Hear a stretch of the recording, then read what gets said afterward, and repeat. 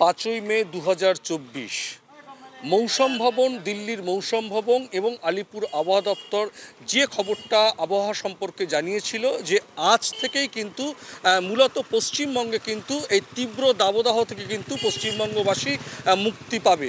আলিপুর আবহাওয়া দপ্তর একেবারে সর্বশেষ যে তথ্য দিয়েছে যে আজ 5ই মে রবিবার বিকেলের পর থেকে কিন্তু দক্ষিণবঙ্গে সামান্য হলেও কিন্তু বৃষ্টিপাত হবে এবং আগামীকাল, পরশু এবং বুধবার পর্যন্ত কিন্তু দক্ষিণবঙ্গে এবং পশ্চিমের জেলাগুলো, উত্তরবঙ্গে ইতিমধ্যে কিন্তু বৃষ্টি এবং ঝোড়ো হাওয়া বইতে শুরু করেছে।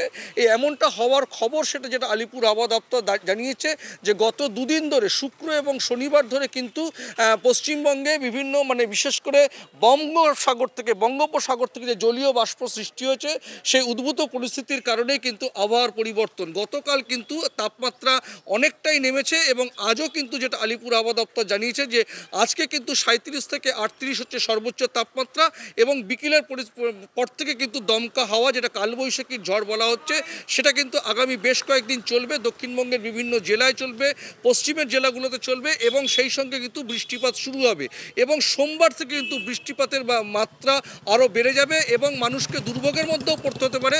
আগামী বুধবারের পর থেকে দুর্যোগপূর্ণ পরিস্থিতি কিন্তু তৈরি হবে।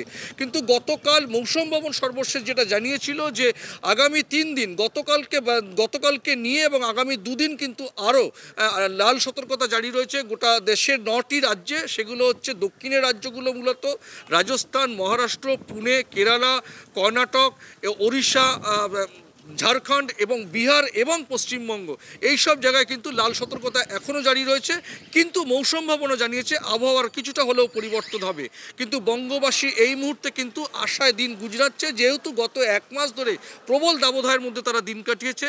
যেহেতু আলিপুর আবহাওয়া দপ্তর সর্বশেষ পরিস্থিতি জানিয়েছে যে আজ বৃষ্টি নামবেই, সেই জন্য সেই বৃষ্টির অপেক্ষাতেই রয়েছে কিন্তু বঙ্গবাসী। Paramashis Ghosh, RTV international, Kolkata.